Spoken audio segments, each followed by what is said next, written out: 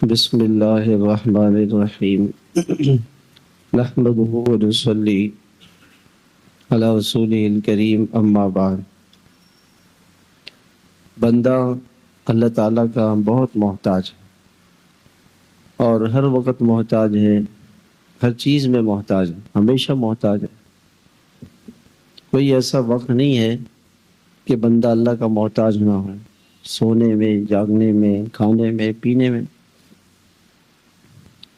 بہت سے ایسے لوگ ہیں کہ بیچارے کھا نہیں سکتے، کھانا نہیں کھا سکتے، ان کے گلے میں تکلیف ہے تو پیٹ میں جو ہے وہ ایک نلکی لگائی ہوئی ہے، اس سے کھانا کھا رہے ہیں۔ کھانا کھانے میں بندہ اللہ کا محتاج۔ بہت سے لوگ ہیں جو پیشاب نہیں ہو سکتا ان کا، اور پیشاب رک جائے تو یہ بہت بڑی سخت تکلیف ہے، بڑی بیماری ہے۔ اب پیشاب رکا ہوا ہے، تھیلی لگی ہوئی ہے۔ سونے میں بھی کتنے لوگ ایسے جن کو نیند نہیں آتی ہے۔ تو ہر لمحے انسان اللہ کا محتاج، اور اللہ پاک سب کو سب کچھ دینے والے۔ اس لیے ہر نماز میں ہمیں ایک دعا سکھائی، ایاک نعبد و ایاک نستعین، کہ اللہ ہم تیری مانیں گے، تیری عبادت کریں گے، تیری بندگی کریں گے اور تجھی سے مانگیں۔ اپنی ہر حاجت اللہ سے مانگ، اپنی ہر ضرورت اللہ سے مانگ، اللہ پاک سے مانگ۔ اور بڑی عجیب بات ہے، حدیث میں آتا ہے کہ وَأَنَا مَعَهُ إِذَا دَعَانِي، جب بندہ مجھے پکارتا ہے، مجھ سے دعا مانگتا ہے تو میں اس کے ساتھ ہو جاتا ہوں۔ اتنی بڑی بات۔ اگر دعا کے بعد کچھ بھی نہ ملے تو اللہ تو مل گیا بھائی، اور کیا چاہیے؟ مومن کے تو یہی چاہیے نا۔ انسان بڑا کمزور ہے، بہت کمزور ہے۔ اور میں ایک دو واقعات زندگی ایسے میرے سامنے آئے کہ میں اس میں سوچتا رہتا تھا۔ ایک واقعہ تو یہ ہے کہ حضرت علی رضی اللہ تعالیٰ عنہ جب سے خلیفہ بنے، مستقل جنگوں میں مستقل جنگیں ہوئی، بڑی بڑی جنگیں ہوئی، جنگ صفین ہوئی، جنگ جمل ہوئی، اور خوارج کے ساتھ ان کی جنگیں ہوئی۔ خلافت بھی 4 سال رہی اور شہید ہو۔ میں سوچتا تھا کہ حضرت علی رضی اللہ تعالیٰ عنہ کا اللہ کیوں کتنا بڑا مقام اور مرتبہ تھا، اور حالات ہی حالات۔ پھر میں یہ سوچتا تھا کہ حضرت آج سے 200 سال پہلے حضرت سید احمد شہید رحمۃ اللہ علیہ نے ایک تحریک شروع کی کہ انگریز جب ہندوستان میں آیا تو تقریباً 100 سال تک تو انگریز تجارت کے عنوان سے آیا تھا، ایسٹ انڈیا کمپنی پہ محنت کرتا رہا۔ 100 سال کے بعد انگریز کی حکومت قائم ہو گئی۔ 18ویں صدی کے شروع میں حضرت ٹیپو سلطان رحمۃ اللہ علیہ شہید ہو گئے، تو انگریز نے ان کے قبر پر کہا کہ اب ہندوستان ہمارا ہے۔ تو حضرت سید احمد شہید رحمۃ اللہ علیہ انگریز کے مقابلے کے لیے اٹھے۔ اب انگریز کا اتنی بڑی اس کی حکومت کیسے مقابلہ کریں؟ تو ہندوستان سے ہجرت کی، اور پھر افغانستان کے راستے سے وہ پشاور اور اس علاقے میں آئے۔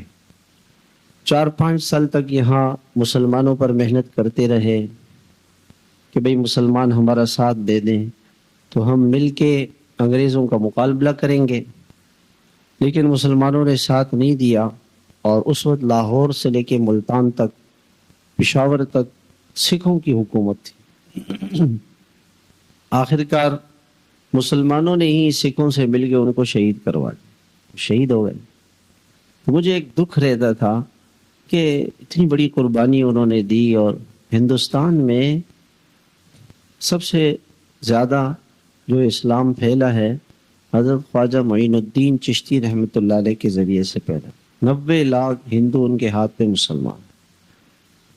اور اس کے بعد 30 لاکھ لوگوں نے توبہ کی اور ہزاروں لوگ مسلمان ہوئے حضرت سید احمد شہید رحمۃ اللہ علیہ کے ہاتھ میں. اتنے بڑے بزرگ، اتنے بڑے آدمی، اور اللہ نے ان کو بڑی نعمتوں سے نوازا تھا، مگر وہ شہید ہو گئے. اور وہ جو اگر کاش وہ ان کی محنت چلتی تو بہت پہلے انگریز یہاں سے جا چکا ہوتا. تو ان باتوں کا مجھے خیال رہتا تھا. لیکن اللہ تعالیٰ کا نظام کیا ہے کہ اللہ تعالیٰ اپنے خاص بندوں کو دنیا میں کچھ نہیں دیتے، سب کچھ ان کو آخرت میں دیتے. اس لیے جو خاص بندے ہوتے ہیں ان کو دنیا میں کچھ نہیں ملتا. ہم پریشان ہیں اس لیے کہ ہم دنیا چاہتے ہیں اور دنیا میں ملتا نہیں ہے ہمیں. اللہ کا ضابطہ اپنے خاص بندوں کے ساتھ کیا ہے؟ حضور صلی اللہ علیہ وسلم 13 سال تک مکے میں تکلیفیں برداشت کرتے رہے، پھر مدینہ منورہ چلے گئے، 6 سال تک وہاں جنگیں لڑتے رہے، 6 سال تک. پھر تو کتنے سال ہو گئے؟ 19 سال ہو گئے. 21ویں سال پھر فتح مکہ کے موقع پہ پھر جنگ ہوئی اور حضور صلی اللہ علیہ وسلم غالب آ گئے. ابھی وہ جنگ ختم نہیں ہوئی تھی، غزوہ موتہ ہو گیا، غزوہ تبوک پیش آ گیا. یہ جنگوں میں حضور صلی اللہ علیہ وسلم کی زندگی گزری اور اسلام جو ہے وہ حجاز میں ہی تھا، باہر نہیں گیا تھا کہ آپ صلی اللہ علیہ وسلم کو اللہ نے بلا لیا. آپ نے تو اسلام کو پھلتا پھولتا نہیں دیکھا. چند ہزار لوگ آپ کے زمانے میں، یعنی صحابہ کرام کی تعداد 1.5 لاکھ بتائی جاتی ہے یا اس سے بھی کچھ زیادہ بتائی جاتی ہے، 2-2.5 لاکھ سے زیادہ صحابہ نہیں. 23 سال کی قربانی ہے.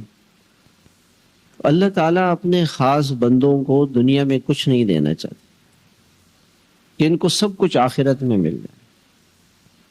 اب دعا کی کسی نے تو دعا میں اللہ مل گئے، اور کیا چاہیے؟ ساری دنیا اللہ کے نگاہ میں ایک مچھر کے پر کے برابر بھی نہیں. پوری دنیا اگر کسی آدمی کو پوری دنیا مل بھی جائے تو یہ اللہ کے نزدیک ایک مچھر کے پر کے برابر بھی. اب میں آپ سے ایک سوال پوچھتا ہوں. آپ کے گھر مہمان آ گئے، آپ کے گھر میں مہمان آیا تو آپ نے ان کو مچھر لا کے دے دیے، مکھیاں لا کے دے دی. اب یہ بتائیں کہ مکھی مچھر مہمانوں کو لا کے دینا یہ ان کی تعظیم ہے یا ان کی توہین ہے؟ توہین. تو ساری دنیا اللہ کے نگاہ میں کیا ہے؟ مچھر کا پر. اس لیے اللہ تعالیٰ اپنے خاص بندوں کو یہ مچھر کا پر نہیں دیتے، نہیں دیتے. جتنے بھی مانگو اللہ ان کو آخرت میں دیتے.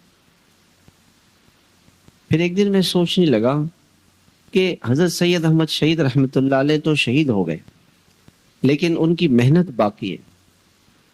وہ کیسے؟ حضرت شیخ الحدیث صاحب رحمۃ اللہ علیہ نے ایک بات لکھی ہے ایک جگہ پہ کہ حضرت مولانا الیاس رحمۃ اللہ علیہ کا زمانہ تھا. بچپن میں مولانا الیاس رحمۃ اللہ علیہ کو یہ سوچ کیسے پیدا ہوئی کہ ہندوستان سے اللہ کا دین ساری دنیا میں جائے. یہ کیسے سوچ کیسے پیدا؟ تو لکھا ہے کہ بچپن میں حضرت مولانا الیاس رحمۃ اللہ علیہ کی جو پیدائش ہے وہ 1880 میں ہے اور 1830 میں سید احمد شہید رحمۃ اللہ علیہ کا حادثہ پیش آ گیا. یعنی اس حادثے کے 50 سال کے بعد مولانا الیاس رحمۃ اللہ علیہ کی پیدائش ہوئی. تو حضرت شیخ نے لکھا ہے کہ بچپن میں ہمارے ہاں بچوں کو مائیں جو لوریاں دیتی تھی وہ سید احمد شہید رحمۃ اللہ علیہ کے قصے سنا. دیکھو سید صاحب نے اتنا بڑا کام کیا، ایسے کام کیا. بچوں کا جذبہ بناتے تھے. وہ مولانا الیاس رحمۃ اللہ علیہ کی گٹی میں بڑا ہوا تھا کہ جیسے سید احمد شہید رحمۃ اللہ علیہ نے اللہ کے کلمے کو بلند کرنے کے لیے اپنا سب کچھ لگا دیا، مجھے بھی لگا. اور اس جذبے نے ان کو مولانا الیاس رحمۃ اللہ علیہ بنا. آج دنیا کے اندر 150 ممالک میں اللہ نے تبلیغ کا کام پہنچا دیا. یہ اللہ تعالیٰ کا کروڑوں گنا اس کا شکر ہے، اس کا فضل ہے، اس کی رحمتیں ہیں. کہ اللہ تعالیٰ نے تبلیغ کا کام 150 ملکوں میں اللہ نے تبلیغ کا کام پہنچا دیا. اب یہ سارا ثواب سید احمد شہید رحمہ اللہ کو مل رہا ہے، کیونکہ ان کے واقعات سے مولانا الیاس رحمۃ اللہ علیہ کو وہ جذبہ، وہ فکر، وہ شوق پیدا ہو. ہم اپنے بچوں کو بچپن میں کیا کہتے ہیں؟ بیٹا اے لیول کر لو، او لیول کر لو، اے لیول کر لو، سی اے کر لو، بی بی اے کر لو، اور ایم بی اے کر لو، پی ایچ ڈی کر لو، امریکہ چلے جاؤ اپنی زندگی بنانے. وہ جا رہے ہیں، ہماری نسلیں وہاں جا رہے ہیں، رشتے دار ہمارے جا رہے ہیں. کل ہمارے پاس ایک مولوی صاحب آئے تھے، کل نہیں پرسوں آئے تھے، امریکہ کے. میں نے ان سے پوچھا کہ وہاں کیا حالات ہیں؟ کہ مولوی صاحب حالات تو نہیں پوچھا. ہم اپنے کسی بچے پر مطمئن نہیں ہیں وہ اسلام پر باقی رہے گا یا نہیں رہے گا. کیونکہ اسلام صرف ہمارے گھر میں، بس گھر سے باہر نکل گیا اس بچے سے ہمیں کچھ بھی وہ کر سکتا ہے. وہ بچہ کچھ کسی بھی ماحول میں وہ جا سکتا ہے، بیٹا ہو بیٹی ہو. ہم تو بات تو کر نہیں سکتا. باپ تو یہ نہیں کہہ سکتا کہ کیوں، باپ یہ نہیں کہہ سکتا کہ آپ نے نماز کیوں نہیں پڑھی، یہ نہیں کہہ سکتا. آپ قرآن کیوں نہیں پڑھ رہے، بیٹا آپ یہ برے ماحول میں، بری سوسائٹی میں کیوں جا رہے ہیں، بات ہی نہیں کر سکتے. تو ہم نے ذہن اپنی اولاد کا کیا بنایا کہ تمہیں دنیا کمانی، دنیا کو مقصد بنایا، اس لیے ان کے سامنے دنیا ہے. اور ہم پریشان اس لیے ہیں کہ ہم اللہ سے مانگتے ہیں دنیا. اپنی دعاؤں میں ہم دنیا زیادہ مانگتے ہیں یا دین؟ آج صبح سے لے کے شام تک 24 گھنٹے میں ہم نے کتنی دنیا کی دعائیں مانگی ہوں. یہ کتنی مرتبہ مانگا کہ اللہ مجھے جنت عطا فرما، جہنم سے پناہ عطا فرما، اے اللہ مجھے اپنا قرب عطا فرما، اے اللہ مجھے اپنا تعلق عطا فرما، اے اللہ مجھے اپنا دھیان نصیب فرما، مجھے اپنا شوق عطا فرما. آپ صلی اللہ علیہ وسلم کی دعائیں ہیں نا، وَإِذَا أَقْرَرْتَ أَعْيُنَ أَهْلِ الدُّنْيَا مِن دُنْيَاهُمْ فَقْرِرْ عَيْنِي مِنْ عِبَادَتِكَ. اے اللہ لوگوں کو دنیا میں مزہ آئے، وہ آپ سے دنیا مانگے، میں آپ سے آپ کی عبادت کی لذت مانگ. مرے پڑے جا رہے ہیں لوگ کہ جی امریکہ کا ویزا مل جائے، یورپ کا ویزا مل جائے، بس جی ہمارا کہیں نہ کہیں سے ہم امریکہ پہنچ جائیں. اور اتنی افسوسناک خبر انہوں نے سنائی، فرمانے لگے کہ جہاں جہاں سے مسلمانوں نے ہجرت کی، بہت سے ملکوں میں حالات خراب ہوئے، مسلمانوں نے ہجرت کی. جو مسلمان ہجرت کر کے گئے انہوں نے پہلے سے منصوبہ بندی کی. ان مسلمانوں کو ایئرپورٹ سے ایک خاندان سے کہا کہ جی یہ مسلمان آپ کے ہیں، ان کو لیا، ان کا اکرام، ان کی خدمت، ان کو کھلانا پلانا، اور ان کو اور ان کے بچوں کو گرجے لے کے جانا. لہٰذا جو مسلمان ہجرت کر کے گئے تھے وہ تو برائے نام مسلمان ہیں، ان کی نسلوں میں سے کوئی مسلمان نہیں. تو اتنے ہمارے خیر خواہ نہیں ہے کہ ہمارے لوگوں کو جگہ دے رہے ہیں کہ جی لوگ کہہ رہے ہیں چلو جی امریکہ والے ہمیں امداد دے رہے ہیں. ایسا نہیں، کافر بنا رہے ہیں ہماری نسلوں. تو ہم پریشان اس لیے ہیں کہ ہم اللہ تعالیٰ سے دنیا مانگتے ہیں، اور اللہ اپنے نیک بندوں کو دنیا نہیں دیتا، ان کو آخرت دیتا ہے، وہ آخرت دیتا. حضرت اور یہ اللہ کے جو نیک بندے اتنے اللہ تعالیٰ کے مقرب ہوتے ہیں، اور اللہ کا نظام اتنا ان کو اس کی معرفت ہوتی ہے. حضرت امام بخاری رحمۃ اللہ علیہ، حالات یہ پیش آئے کہ اس زمانے کا جو بادشاہ تھا، جو ان کے شہر کا والی عامل گورنر، تو اس نے کہا امام بخاری سے کہ یہ بڑے آدمی تھے، مشہور آدمی تھے، محدث تھے، میرے بیٹے آپ سے پڑھنا چاہتے ہیں حدیث، تو آپ میرے محل میں آئیں، میرے بچوں کو ٹیوشن پڑھائیں. حضرت نے فرمایا کہ علم کی بے ادبی ہے، علم تو کسی کے پاس جاتا نہیں ہے، ہمیں خود علماء کے پاس جانا ہوگا، ادب کے ساتھ جانا ہوگا، ان کے پاس جانا ہوگا، پھر ہمیں علم ملے گا. دیکھیں علماء کی بے ادبی سے انسان دین سے محروم ہو جاتا ہے. وہ کیسے ہی کیوں نہ، وہ جانے، ان کا اللہ جانے. ایک حدیث پاک کے اندر آتا ہے کہ اللہ تعالیٰ قیامت میں علماء کو بلائیں گے اور یوں فرمائیں گے کہ حضرت معاذ بن جبل رضی اللہ عنہ کے جھنڈے کے نیچے ان کو جمع فرمائیں اور فرمائیں گے کہ میں نے تمہیں اپنا علم دیا اور تم نے میرے علم کو پھیلایا، آج تم علماء کی برکت سے مسلمان، انہوں نے اسلام کی حفاظت کے لیے اپنا سب کچھ لگایا، ان کی برکت سے ہم اسلام پر باقی ہیں۔ تو اللہ تعالیٰ ان سے فرمائیں گے کہ تم نے میرے دین کی خدمت کی اور میں نے تمہیں یہ علم دیا، تو میں آج تمہیں لوگوں کے سامنے رسوا نہیں کروں گا کہ لوگ تمہیں اپنا عذاب دو، میں نے تمہیں معاف کر دیا، جاؤ میری جنت میں چلے جاؤ۔ تو ان کو تو اللہ کریں گے معاف اور ہمیں پکڑیں گے کہ تم کون ہوتے ہو علماء کی برائیاں بیان کرنے والے، اور اس سے اس آدمی کی نسلیں اللہ کے دین سے محروم ہو جاتی ہیں جو دیندار لوگوں کی غیبتیں کرتے ہیں، دیندار لوگوں پہ کیچڑ اچھالتے ہیں، دیندار لوگوں کو تنگ کرتے ہیں، علماء کو، اللہ کے نیک بندوں کو۔ اس لیے حضرت شیخ رحمۃ اللہ علیہ فرماتے ہیں کہ میرے والد نے خواب میں مجھے نصیحت کی تھی اپنے انتقال کے بعد کہ کسی اللہ والے کے بارے میں زبان نہیں کھولنا، ان کی الٹی بھی سیدھی ہوتی ہے، ان کی الٹی بھی سیدھی ہوتی ہے، کسی اللہ والے کے بارے میں اپنی زبان نہیں کھولنا، اور یہ بہت خطرناک چیز ہے۔ اور یہ مرضات بہت زیادہ ہے، جہاں لوگ بیٹھتے ہیں جی علماء ایسے ہیں، وہ ایسے ہے، فلاں ایسا ہے، لگے ہوئے۔ تو میں یہ عرض کر رہا تھا کہ اللہ تعالیٰ نے امام بخاری رحمۃ اللہ علیہ کو اس زمانے کے والی گورنر نے کہا کہ جی آپ ہمارے گھر میں آ کے، محل میں آ کے بچوں کو پڑھائیں۔ ان کا یہ تو میں نہیں کر سکتا۔ کہا اچھا ٹھیک ہے، میں اپنے بچوں کو بھیجوں گا، لیکن آپ یہ ہمارا اسٹیٹس اور یہ جو آپ کے پاس طلبہ آتے ہیں نا، غریب لوگ ہوتے ہیں، تو ان کا اسٹیٹس ہمارا اسٹیٹس صحیح برابر نہیں ہے۔ میرے بچے کسی غریب آدمی اور کسی جو ہے وہ مزدور آدمی کے بچوں کے ساتھ بیٹھے، یہ صحیح نہیں ہے، ان کو آپ الگ سے وقت۔ انہوں نے فرمایا یہ بھی نہیں کر سکتا ہوں بھائی، میرے پاس جو طالب علم آتے ہیں وہ اللہ اس کے رسول کے مہمان ہیں، تم انہیں کیا سمجھو بھائی، تم انہیں جو کچھ بھی سمجھو، غریب ہیں، فقیر ہیں، لیکن وہ اللہ اس کے رسول کے مہمان بن کے آتے ہیں، میں ان کی ذلت نہیں برداشت کر سکتا، ان کے ساتھ بیٹھ کے پڑھنا ہے تو پڑھے، نہیں پڑھنا ہے تو نہیں پڑھے۔ اچھا، امام بخاری سے کہا کہ اب ہمارے شہر سے نکل جاؤ۔ امام بخاری بیچارے بخارا سے نکل گئے، کیا کرتے بھائی، والی نے کہا نکل جاؤ۔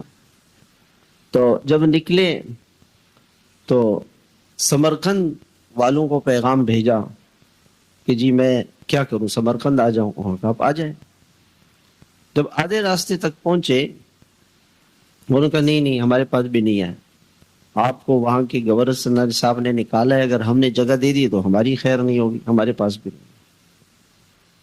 تو امام بخاری کے ایک رشتہ دار تھے خرتنگ میں، وہیں رہ گئے اور دعا مانگی کہ اللہ بس اب اپنے پاس بلا لے، نہ یہاں کے لوگ رکھنے کے لیے تیار ہیں، نہ وہاں کے لوگ رکھنے کے لیے تیار ہیں۔ رات کو دعا مانگی تو رمضان کا مہینہ ختم ہوا تھا، عید کی رات تھی، عید کے دن انتقال ہو، اور امام بخاری کی قبر نہ بخارا میں نہ سمرقند میں، بیچ میں خرتنگ ایک جگہ ہے، سمرقند سے کوئی 40-50 کلومیٹر کے قریب ہے، وہاں پہ امام صاحب کی قبر، اور امام صاحب کو جو دفن کیا اور ان کی قبر سے خوشبو آنے لگی۔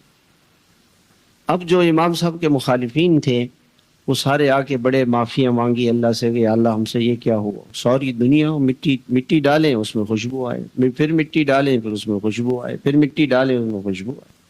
تو لوگوں نے ان کی قبر کو بند کر دیا کہ بھئی اب ہمارے لیے ہم تنگ ہو گئے، مٹی ڈال کے اب کوئی اس قبر سے مٹی نہیں لے کے جائے، اور قبر سے خوشبو آنے لگی۔ تو دنیا میں ان کو کچھ بھی نہیں ملا، نہ اپنا ملک ملا، باپ تھے نہیں، یتیم تھے، والد کا بھی انتقال، بھائی کا بھی انتقال، ماں بیوہ، بچہ یتیم، اور بڑی مشقتیں اور تکلیفیں، اور آخر زندگی کا انجام یہ ہوا کہ بخارا سے بھی نکالا گیا اور سمرقند کے لوگ بھی رکھنے کے لیے تیار نہیں تھے۔ تو اللہ تعالیٰ نے ان کی صفائی کو بیان کرنے کے لیے یہ کرامت ظاہر فرمائی کہ قبر سے خوشبو آ گئی۔ اور اس زمانے میں اس زمانے کے ایک بہت بڑے اللہ والے تھے، انہوں نے خواب دیکھا۔ خواب یہ دیکھا کہ حضور صلی اللہ علیہ وسلم صحابہ کی جماعت کے ساتھ تشریف لے جا رہے ہیں. پوچھا کہ یا رسول اللہ کہاں جا رہے ہیں؟ کہ محمد بن اسماعیل کا انتقال ہوا ہے، ان کا جنازہ آ رہا ہے، ان کے استقبال کے لیے جا رہا ہوں، ان کے استقبال کے لیے جا رہا ہوں. وہ خواب سے بیدار ہوئے، معلومات کی کہ میں امام بخاری کا ہیں. ان کا تو انتقال ہو گیا، ان کا انتقال ہو گیا. تو وہاں ایسے استقبال اور قبر سے خوشبوئیں، اور دنیا میں یہ حال. امام بخاری رحمۃ اللہ علیہ نے بخاری شریف لکھی، بڑی مشقتیں اس کے لیے اٹھائی، بہت مشقتیں. یعنی 14,000 کلومیٹر کا امام بخاری نے سفر کیا. ہم ڈرائیونگ گئے، واپس آئے، ابھی تک ہم تھکاوٹ ہے. اور ماشاء اللہ ہم گاڑی میں گئے، خیر سے آئے، کھایا پیا سب کچھ. اور وہ 14,000 کلومیٹر کا سفر اونٹ پر، گدھے پر، گھوڑے پر، پیدل، جنگلوں میں، صحراؤں میں، پانی نہیں، کھانا نہیں، پینا نہیں، صحرا بیابان میں رات آ گئی، کوئی پوچھنے والا نہیں. 14,000 کلومیٹر. 6 سال گھر واپس نہیں آئے، 6 سال تک گھر واپس نہیں آئے. 16 سال میں بخاری شریف کو لکھا، جمع کیا. بخاری شریف جب لکھی 16 سال میں لکھی، اور 6 سال امام بخاری کو پڑھنے میں لگے، تو 22 سال گزر گئے. اس کے بعد جو دعا مانگتے وہ قبول ہو جاتی. جو دعا، ہاتھ اٹھائیں دعا کریں وہ قبول ہو جائے. پھر ہاتھ اٹھائیں، کہنے لگے کہ یا اللہ مجھے تو ایسا لگتا ہے کہ آپ مجھے میرے اس عمل کا بدلہ دنیا میں دینا چاہتے ہیں، دعاؤں کی قبولیت. میں آپ سے آج کے بعد دنیا کے لیے دعا ہی نہیں کروں، مجھے دنیا کی کوئی چیز نہیں چاہیے، میں آپ سے صرف آخرت چاہتا ہوں بس. اللہ تعالیٰ نے ان کے اس اخلاص کی برکت سے ان کی کتاب کو وہ مقام دیا. ان کے بعد لاکھوں محدثین آئے، ہزاروں حدیث کی کتابیں لکھی گئیں، لیکن وہ مقام کسی کو نہیں ملا جو امام بخاری کو ملا. اللہ کی کتاب کے بعد ان کا مقام و مرتبہ یہ صرف ان کے اس دعا کی اخلاص کہ ہمیں دنیا نہیں چاہیے. ہم اس لیے پریشان ہیں آج دنیا میں کہ یہ ہماری دنیا صحیح نہیں ہے. ہمارا تو پریشان ہونا دنیا کے لیے، دنیا کے لیے پریشان. ہمارے پاس دنیا نہیں ہے، تو دنیا کی پریشانیوں کی وجہ سے رو رہے ہیں. حکومت ایسی ہے، مہنگائی ہے، کھانا نہیں ہے، کپڑے نہیں ہے، بجلی نہیں ہے، گیس نہیں ہے، پیٹرول مہنگا ہے. ہماری تو ساری پریشانی یہی ہے، گاہک نہیں آ رہے ہیں، دکان نہیں چل رہی ہے، بکری نہیں ہو رہی ہے، ملازمت اچھی نہیں مل رہی ہے، پیسہ نہیں ہے، قرضہ ہے. ہمارے ساری فکریں سوچیں دنیا کی، اور اللہ ہمیں دنیا نہیں دے رہے ہیں. تو اس کا مطلب یہ کہ اللہ تعالیٰ کا جو اپنے خاص بندوں کے ساتھ معاملہ ہے وہ معاملہ اللہ ہمارے ساتھ کر. اور 2 واقعات میں نے آپ کو سنا دیے کہ حضرت علی رضی اللہ تعالیٰ عنہ یہ امام الاولیاء ہیں. سارے ہمارے جو تصوف کے سلسلے ہیں وہ حضرت علی رضی اللہ عنہ پہ پہنچتے، وہ سب کے امام تھے. چاروں سلسلوں کے امام، نقشبندی سلسلہ، سوروردی سلسلہ، چشتیہ سلسلہ، قادریہ سلسلہ، سب کے امام ہیں حضرت علی رضی اللہ تعالیٰ. اور دنیا میں ان کو کچھ نہیں ملا، نہ حکومت ملی، نہ 4 سال کے لیے ملی، اس میں جنگیں، اور آخر میں شہید ہو گئے. حضرت حسن کو زہر دے کے شہید کر دیا گیا. حضرت حسین کو، ان کے سارے خاندان کو، حضور صلی اللہ علیہ وسلم کا سارا خاندان کربلا میں لٹ گیا، پٹ گیا، شہید ہو گیا. دنیا میں تو ان کو کچھ نہیں ملا، کیونکہ اللہ تعالیٰ اپنے خاص بندوں کو دنیا میں کچھ دینا ہی نہیں چاہتا، وہ آخرت دینا چاہتا. اگر دنیا نہیں مل رہی تو خوش ہو جائیں، خوش ہو جائیں کہ اللہ تعالیٰ ہمارا، ہم کہاں چہ نسبت خاطرہ بعالم پاک. وہ عرشی لوگ تھے، اللہ کے مقربین تھے، ہم کہاں وہ کہاں. لہذا دعا کی سب سے بڑی نعمت دعا کی کیا ہے کہ وَأَنَا مَعَهُ إِذَا دَعَانِي. جب بندہ کہتا ہے یا رب، حدیث میں آتا ہے بندہ کہتا ہے یا رب، اللہ پاک فرماتے ہیں لبیک یا عبد. جی میرے بندے بتا.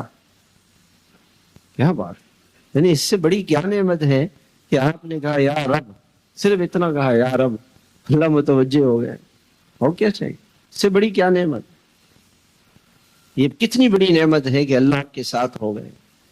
دعا مانگے اور اتنے خوش ہوں کہ بس اس مالک نے دعا کی توفیق مل گئی، بس وہ مالک مل گیا، وہ راضی ہو گیا، وہ خوش ہو گیا، اس کی عطائیں مل گئی، اور کیا چاہیے؟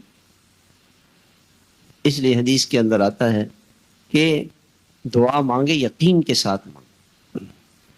وہ حدیث میں آتا ہے انا عند ظن عبدی بی، کہ میرا بندہ میرے سے جو گمان رکھتا ہے میں اس کے ساتھ وہی کرتا ہوں۔ اچھا گمان، اللہ سے بدگمانی کیوں کرے؟ اور فرمایا کہ اللہ تعالیٰ کوئی عطا ایسی نہیں ہے جو اللہ تعالیٰ کے لیے مشکل ہو، کوئی بھی کچھ بھی۔ اور جس رب نے اتنی ساری کائنات بسائی ہے، وہ ساری مخلوقات کو دے رہا ہے، اس کے لیے ہمارا چھوٹا سا مسئلہ کیا ہے؟ یقین سے مانگے۔ اور یہ تو کبھی بھی نہیں کہے کہ اللہ تعالیٰ ہماری سنتے نہیں ہے، یہ تو کبھی بھی نہیں کہے۔ میں نے تو پچھلی مرتبہ یہ کہا تھا کہ اللہ تعالیٰ کافروں کی بھی سنتے ہیں، اللہ تعالیٰ شیطان کی بھی سنتے ہیں، ہماری کیوں نہیں سنیں گے؟ یہ کبھی نہیں کہنا چاہیے کہ دعا قبول نہیں ہوئی۔ ہاں، دعا کی قبول ہونے کی ایک شکل تو یہ ہے، چھوٹی شکل، کہ اللہ تعالیٰ وہ چیز کبھی دنیا میں دے دیتے اور کبھی اس سے بڑی چیز دے دیتے، وہ چیز نہیں دیتے، اور کبھی دیر سے دیتے، کبھی وہ چیز فوراً دے دیتے۔ دعا قبول ہے، ہر دعا قبول ہے، شرط یہ ہے کہ کھانا پینا اور پہننا حرام نہ ہو، سود کا مال، رشوت کا مال، جھوٹ کا مال، دھوکے کا مال، چوری کا مال، اور بہن بھائیوں کا حصہ میراث کا نہیں دیا ہوا ہے تو قبضہ کیا ہوا ہے۔ مولانا طارق جمیل صاحب دامت برکاتہم فرمانے لگے، میں اپنے باغ کا پھل لے گیا حضرت مولانا جمشید صاحب رحمہ اللہ کے پاس۔ مولانا کبھی کہاں سے لائے ہو؟ کہ جی میں اپنے باغ سے لے کر آیا ہوں۔ بتاؤ بھائی، جب تمہارے دادا کا انتقال ہوا تھا تو تمہارے والد نے تمہارے چچا تایوں سب کو حصہ، پھوپھیوں کو حصہ ملا تھا کہ نہیں ملا تھا؟ ہم مولانا کہ میں تو حیران ہو گئے، کیسا سوال کیا حضرت کہ آپ کے والد کا یہ باغ آپ کا تو نہیں ہے، آپ کے والد کا ہے۔ تو والد کو تو ملا دادا سے، جب دادا کا انتقال ہوا تھا تو میراث تقسیم پھوپھیوں کو ملی تھی کہ نہیں ملی تھی؟ مجھے تو پتہ نہیں۔ میں نے والد صاحب سے رابطہ کیا، والد صاحب نے کہا بھائی ہم نے سارے بہن بھائیوں کو، پھوپھیوں کو، سب کو حصہ دیا تھا۔ مولانا نے کہا پھر ٹھیک، اور کہا پھر بتاؤ بھائی تمہارے پردادا کا جب انتقال ہوا تھا تو دادا نے تقسیم صحیح کی تھی یعنی؟ کہا حضرت اس کا تو ہمیں پتہ نہیں، اس کا تو ہمیں پتہ نہیں۔ جب اللہ کا خوف انسان کے دل میں ہوتا ہے حرام نہیں کھا سکتا، تو حرام نہیں کھائے گا، اس کی دعا ضرور قبول۔ دعا کی قبولیت یہ ہے کہ کبھی وہ چیز اللہ تعالیٰ فوراً دے دیتے یا کبھی دیر سے دیتے، اور کبھی اللہ تعالیٰ اس سے بڑی چیز دے دیتے۔ کوئی مانگا 1 لاکھ، اللہ نے 1 کروڑ دے دیے، اور کبھی اللہ تعالیٰ اس دعا کی برکت سے کوئی بڑی مصیبت سے بچا لے۔ کوئی بیماری آ رہی تھی، کوئی تکلیف آ رہی تھی، وہ دعا مانگی، اللہ تعالیٰ نے وہ 1 لاکھ روپے مانگے تھے، اللہ پاک نے 50 لاکھ کی مصیبت ہٹا دی۔ اللہ کا فضل نہیں، اللہ کا کرم نہیں۔ اور کبھی جب اللہ تعالیٰ کی اور رحمت متوجہ ہوتی ہے تو وہ دعا اللہ تعالیٰ قبول ہی نہیں کرتے دنیا میں، وہ لکھ لیتے۔ جب یہ قیامت میں اللہ کے پاس جائے گا تو اللہ تعالیٰ قیامت کے دن غریب آدمی کو بلائیں گے اور اللہ تعالیٰ یوں فرمائیں گے، میرے بندے ایسی بات نہیں تھی کہ تیرا کوئی مقام و مرتبہ میرے ہاں نہیں تھا، اور میں نے دنیا اس وجہ سے نہیں دی تھی کہ تم میری نظروں سے گرے ہوئے تھے، بلکہ آج کے دن کی نعمتیں بہت زیادہ دینے کے لیے میں نے تمہیں دنیا میں کچھ نہیں دیا۔ تو ایسی اللہ تعالیٰ اس بندے سے جو دعائیں کرتا رہتا ہے، اللہ تعالیٰ اسے فرمائیں گے کہ میرے بندے آپ نے دعا کی تھی، یہ جنت لے لو، یہ دعا کی تھی، یہ جنت لے لو۔ تو بندہ یہ تمنا کرے گا کہ کاش اے اللہ آپ تو میری ایک بھی دعا قبول نہ کرتے تو مجھے آج اتنی بڑی جنت مل جاتی۔ میں نے تو مانگا تھا ایک قطرہ، آپ نے تو پورے سمندر کے سمندر دے دی۔ میں نے تو ذرہ مانگا تھا، آپ نے تو پہاڑوں سے بھی زیادہ دے دیا۔ میں نے تو زمین کا ایک ٹکڑا مانگا تھا، آپ نے تو زمین سے لے کے عرش تک کی ساری نعمتیں مجھے دے دی۔ تو کبھی بھی ایسا نہ کہیں کہ دعا قبول نہیں ہوتی۔ اللہ کا وعدہ ہے ایاک نعبد و ایاک نستعین، مجھ سے مانگو میں دوں گا، دینے والا اللہ ہے، اللہ سے مدد مانگے۔ تو جب بھی کہے گا یا رب تو فوراً اللہ تعالیٰ فرمائیں گے لبیک یا عبدی، ہاں بتا میرے بندے کیا مانگ۔ دعا مانگنے کے آداب ہیں، اسم اعظم اللہ تعالیٰ سے اسم اعظم کے ذریعے سے دعا کریں۔ ایک دن میں نے ڈاکٹر امجد صاحب رحمۃ اللہ علیہ سے پوچھا کہ ڈاکٹر صاحب اللہ تعالیٰ آپ سے اتنے بڑے بڑے کام لے رہے ہیں دین کے، تو آپ کیا دعا مانگتے ہیں؟ تو فرمانے لگے کہ بھائی میں تو تہجد میں سجدے میں دعا مانگتا ہوں۔ یہ خلوت میں نے پوچھا تھا، سب کے سامنے تو نہیں بتاتے تھے۔ فرمانے لگے کہ ایک مرتبہ میں نے 1 گھنٹے کا ایک سجدہ کیا، 1 گھنٹے کا ایک سجدہ، لیکن پھر ہوا کام نہیں کر رہے تھے، تو اب میں 20 منٹ کا ایک سجدہ کرتا ہوں، 20 منٹ کا ایک سجدہ، اور اس میں دعائیں مانگتا رہتا ہوں، اور اس میں پہلے اسم اعظم پڑھتا ہوں۔ تو اسم اعظم جو ہے وہ میرے پاس لکھا ہوا ہے، بہت سارے اس میں اسم اعظم میں بہت سی دعائیں ہیں، ہو سکتا ہے آپ حضرات کو کچھ اس میں سے یاد بھی ہو، تو میں آپ کو بتا دیتا ہوں، آپ چاہیں تو وہ پرچہ بھی لے سکتے ہیں، اور جو ہے وہ خود بھی آپ کو کچھ چیزیں اس میں سے یاد ہوں گی اسم اعظم میں سے۔ یہ مختلف کتابوں سے میں نے جمع کیے ہیں۔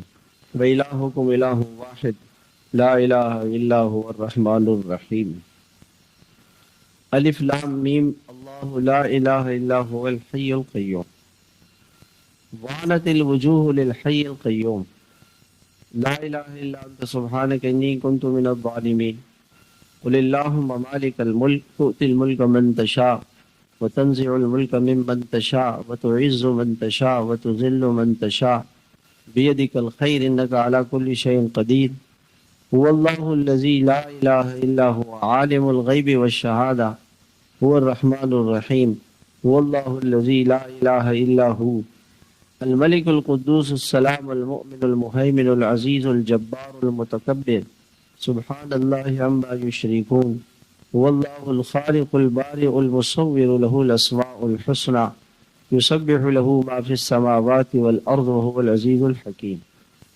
اللهم إني أسألك بأنك أنت الله لا إله إلا أنت الأحد الصمد الذي لم يلد ولم يولد ولم يكن له كفوا أحد اللهم إني أسألك بأن لك الحمد لا إله إلا أنت الحنان المنان بديع السماوات والأرض يا ذا الجلال والإكرام يا حي يا قيوم يا ذا الجلال والإكرام يا ذا الجلال والإكرام يا ذا الجلال والإكرام سبحان ربي العلي الأعلى الوهاب اللهم أنت خلقتني وأنت تهديني وأنت تطعمني وأنت تسقيني وأنت تميتني وأنت تحييني لا إله إلا الله وحده لا شريك له له الملك وله الحمد وهو على كل شيء قدير۔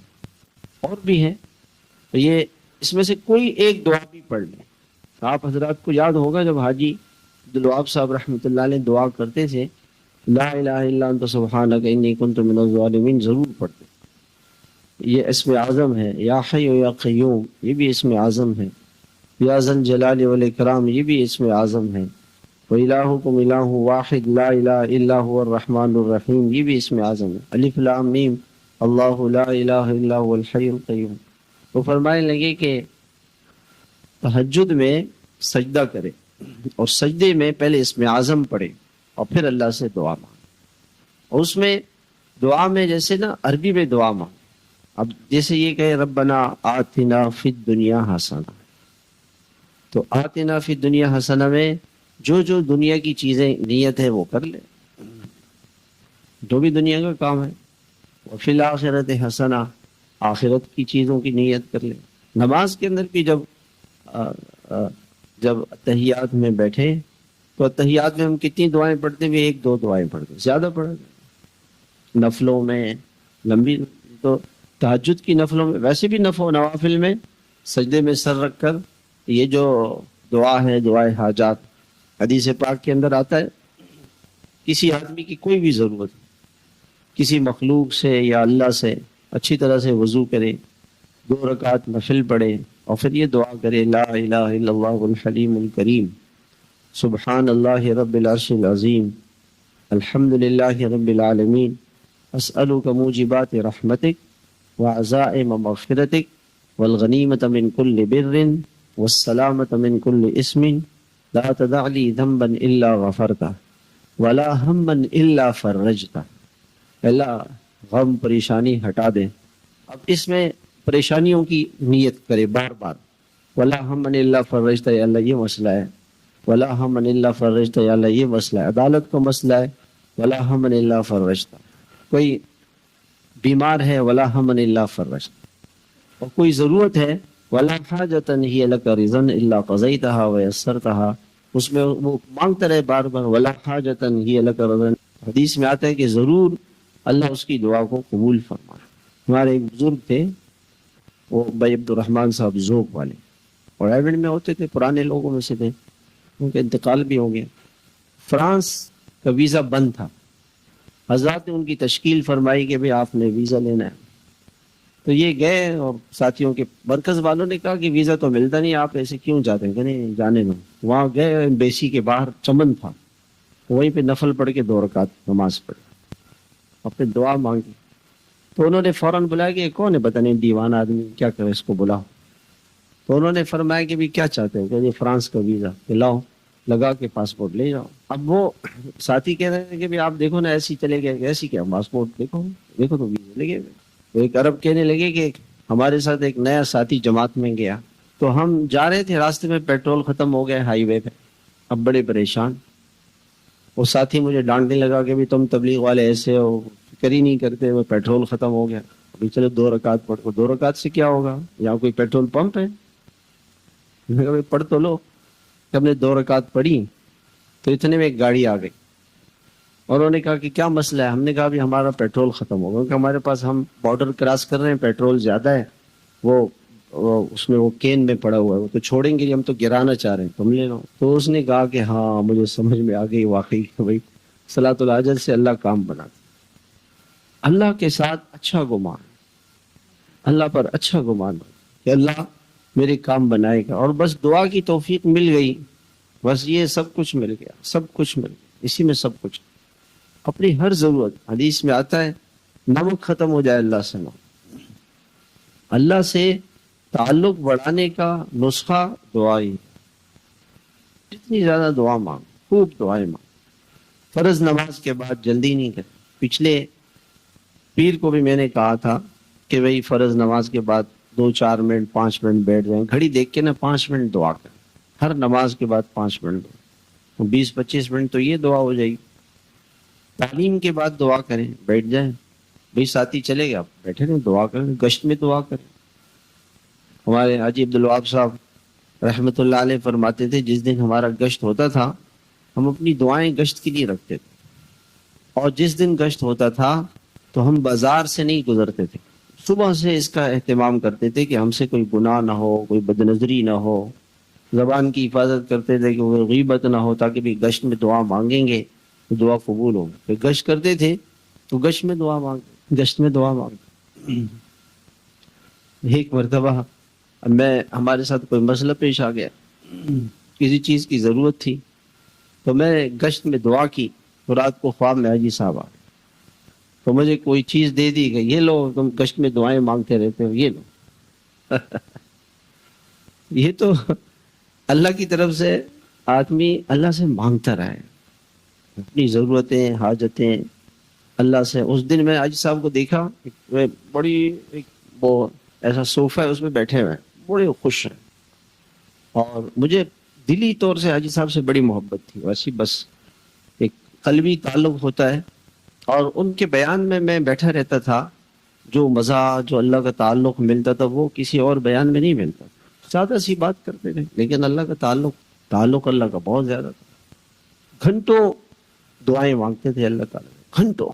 ہمارے یہاں مولوی صاحب ہیں، وہ رائے گڑھ میں حاجی صاحب کی خدمت میں تھے، گھنٹوں ہم نے ان کو مصلی پہ دیکھتے تھے، راتوں کو وہ دعائیں مانگنے پہ لگے۔ اب تو یہ سمجھتے ہیں کہ جی تبلیغ ساری دنیا میں پھیل گئی. کیسے پھیلے گی؟ پیچھے لوگوں کے آنسو ہیں، رونا ہے، ان کی آہ و بکا ہے. اس کی برکت سے اللہ تعالیٰ نے اس کام کو ساری دنیا میں پہنچایا. دعا بہت بڑی طاقت ہے. ہم دعا والے بنے. بھائی صاحب کہنے لگے پرائیویٹ میں تعمیرات چل رہی تھی، اب وہ پیسے ختم ہو گئے، سریا نہیں، سیمنٹ نہیں. خدمت والی جماعت آئے کہ حضرت کچھ نہیں، اللہ سے مانگو. اتنے میں ایک شخص آ گیا اور اس نے کہا بھی کیا ضرورت ہے؟ بھائی سیمنٹ ہو رہے، دل لے لو بھائی. اور حاجی صاحب کو اپنا فون نمبر دیا، جب کبھی تعمیر میں کسی چیز کی ضرورت ہو ہمیں بلا دیا. وہ چلے گا. حاجی صاحب نے وہ پاڑ کے پھینک. ساتھیوں نے کہا حضرت اتنی دعائیں مانگ کے تو یہ کوئی ایک راستہ اللہ نے کھولا تو آپ نے وہ بھی بند کر دیا. کہ ہم کسی مخلوق سے نہیں مانگنا چاہتے، ہم اللہ ہی سے مانگیں، ہمیں اللہ دے گا. یہ تو ہماری نگاہ پھر مخلوق پہ چلی جائے گی. وہ تو اللہ سے مانگنے کا تو ہم تو اللہ ہی سے مانگنا چاہتے ہیں، ہم تو اسی سے مانگنا چاہتے ہیں. تو ہمارا تو وہ ہماری تو وہ چیز ہی ختم ہو جائے گی. ہم تو اللہ سے مانگنا چاہتے ہیں. وہ اللہ کی مرضی، جب چاہے دے، جتنا چاہے دے، اس کی مرضی. اور جب جماعتیں جاتی ہیں ویزے نہیں ملتے، حاجی صاحب کہتے ہیں ہم تو امت کو اس پر لانا چاہتے ہیں کہ دعا کر کے اپنا مسئلہ اللہ سے حل کرائے. تو امت کو اس پہ لانا چاہتے ہیں. اور ہم لوگ حکومتوں سے امیدیں لگائے ہوئے ہیں، جو حکومت یہ کرے گی، فلاں یہ کرے گا. بھائی اللہ سے امیدیں لگا، اپنی امیدیں صرف اللہ سے لگا، کسی سے امید نہیں. ایک وقت دعا کے لیے ایک وقت مقرر کریں. جو ہم لوگوں سے کہتے ہیں نا، لوگوں سے کیوں کہتے ہیں؟ اللہ سے، اللہ سے، اللہ سے. اور ایک وقت مقرر کر لیں. حزب العظم ہے، منادات مقبول ہے، اور یہ حسن حسین ہے. یہ دعاؤں کی کتابیں لے لیں اور 10 منٹ 5 منٹ ہے نا وہ دعائیں اس میں سے پڑھ لیا کریں. ایک کتاب ہے اس کا نام 50 دعائیں، بیت العلم والوں نے جمع کی ہیں. وہ ساری پریشانیاں جو انسان کی پوری زندگی میں کبھی بھی کوئی پریشانی آ سکتی ہے، اس کے لیے حضور صلی اللہ علیہ وسلم نے دعا بتائی. ہر پریشانی کی دعا، ہر مسئلے کی دعا، ہر چیز اس میں ہے. تو اللہ سے مانگ، اللہ سے مانگ. اللہ ہم سب کو عمل کی توفیق عطا فرمائے. اپنے اعمال کا اہتمام کریں. معمولات جو ہمارا جو ذکر ہے، 3 تسبیحات، میں ساتھیوں سے پوچھتا رہتا ہوں. ہمارے حضرت رحمۃ اللہ علیہ ساتھی آتے تھے، پوچھتے تھے بھئی تسبیحات کا کیا حال ہے؟ حضرت وہ تو پوری نہیں ہوتی. بھئی کھانے کا وقت مل جاتا ہے، سونے کا وقت مل جاتا ہے، دنیا کے سارے کام، بس صرف اعمال ہی ایسے ہیں. بھئی ایسا نہ. ایک وقت مقرر کریں، اللہ کے ساتھ بیٹھیں، اللہ سے اپنا تعلق جوڑیں، اعمال کریں. اعمال کی اجتماعی اعمال ہمارے 2.5 گھنٹے ہیں، گشت ہے، تعلیم ہے. اجتماعی اعمال، انفرادی اعمال، ذکر ہے، دعا ہے، تہجد ہے، اللہ سے مانگنا ہے، اس کا اہتمام. اللہ ہم سب کو عمل کی توفیق عطا فرمائے. عورتیں گھروں میں اللہ سے مانگیں، اپنی حاجتیں اللہ سے مانگیں. گھر کی تعلیم کے بعد تسبیحات، تلاوت، فجر کی نماز کے بعد سورہ یاسین پڑھ کر اللہ سے دعا مانگ. شوہروں سے نہیں مانگ، شوہروں سے امیدیں نہیں لگائیں، اللہ سے امید لگائیں. اور ایک ہمارے جاننے والی خاتون ہے، کہنے لگی کہ میرے شوہر اللہ کے راستے میں جا رہے تھے، تو میں نے ان سے کہا کہ بھئی سردی کا زمانہ ہے، 4 بچے ہیں، بھئی ان کے لیے کوئی سویٹر نہیں، کچھ نہیں. تو ان سے شوہر سے میں نے کہا بھی تم جا تو رہے ہو اللہ کے راستے میں، لیکن ہمارے لیے اس کا انتظام کرو. شوہر نے کہا بھی اللہ سے مانگو. تو بیوی نے کہا یہ ڈپارٹمنٹ تو آپ کو ہم نے دیا ہوا ہے، اللہ سے مانگنے کا ڈپارٹمنٹ آپ کو دیا، یہ آپ کرو. کہ وہ تو چلے گئے. اب میں پریشان تھی کہ بھئی کیا کروں. شوہر سے تو یہ تو کہہ دیا تھا. تجربہ کرنے کے لیے میں نے نفل پڑھے، دعا مانگی. کہ ایک عورت آئی اور اس نے کہا کہ میں اپنے بچوں کے لیے سویٹر لائی تھی، لیکن وہ مجھے پسند نہیں آئے، پورے نہیں ہیں، تو میں آپ کے 4 بچے ان کو لیے سویٹر لے کر آئی ہوں. تو مجھے یقین آ گیا. میں تو سمجھ رہی تھی کہ شوہر مذاق کرتا ہے. اللہ سے مانگو اللہ دیتے ہیں. یقین آ گیا کہ نہیں، اللہ سے مانگیں گے اللہ دے، اللہ سے مانگیں گے اللہ دے. اللہ دینے والا، اپنی امیدیں اللہ سے لگے.